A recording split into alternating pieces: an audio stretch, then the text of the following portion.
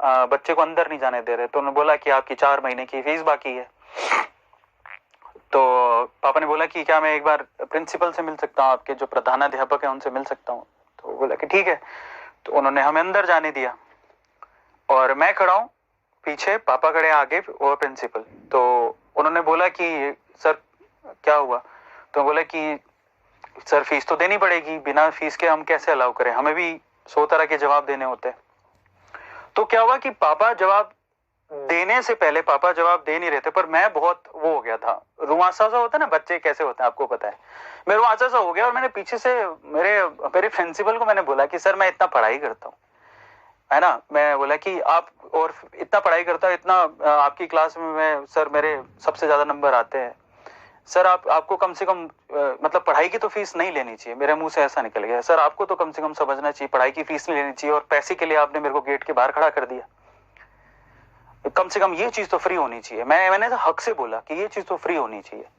मैं बोला, मैं उस दिन जैसे आप चैट्स में लिखते हैं, मैंने भी बोला कि सर कम से कम पढ़ाई तो फ्री होनी चाहिए, कम से कम ऐसे बच्चों के लिए तो फ्री होनी चाहिए कि जो पढ़ते हैं। समझ रहे हो आप, फीलिंग समझना। तो मेरे पता है उस टाइम पे किसने मुझे टोका? मेरे पापा ने, प्रिंसिपल ने नहीं, पापा ने। पापा ने बोला कि नहीं बेटा, पहले तो माफी मांग प्रिंसिपल से, ऐसा कभी नहीं बोलना। तो मैंने माफी मांगी। देन फादर सेड कि तुझे पता है तूने जो बोला है उसका मतलब क्या है? मैं कहा मैं तो सही बोल रहा हूँ, एजुकेशन के पैसे, और वो भी ऐसे बच्चों से कौन लेता है जो कम से कम पढ़ने वाले, उनसे तो मत लो। तो मैं बोला कि ना आगे से जिंदगी में कभी फ्री की बात मत करना बेटा। ये पूरी दुनिया ना पैसों की मजबूरी, पैसे से ज्यादा पैसों की मजबूरी से चलती है। My father said this thing to me. बोले जो प्रिंसिपल दिख रहे हैं, इतना बड़ा जो स्कूल दिख रहा है, ये इतने बड़े स्कूल का भी किराया जाता होगा, प्रिंसिपल के साथ में कम से कम 15 या 20 टीचर होंगे, उनका भी सैलरी जाती होगी, उनकी फैमिली होगी, उनके भी पैसे जाते होंगे। समझ रहे हो आप? तो इस दुनिया में फ्री हमें एक्सपेक्ट भी नहीं करना चाहिए। हर किसी का घर चलता है।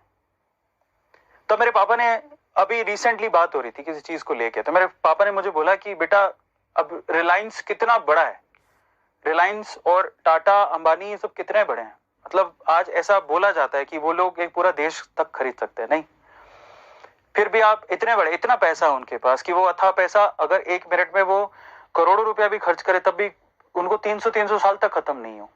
फिर भी आप रिलायंस के स्टोर में जाएंगे ना, सब आपसे प्याज के भी पैसे ले लेंगे वो लोग। एक प्याज सिंगल उठा के दिखा दो, रेडी वाला दे देगा आपको प्याज, स्टोर वाले नहीं देंगे।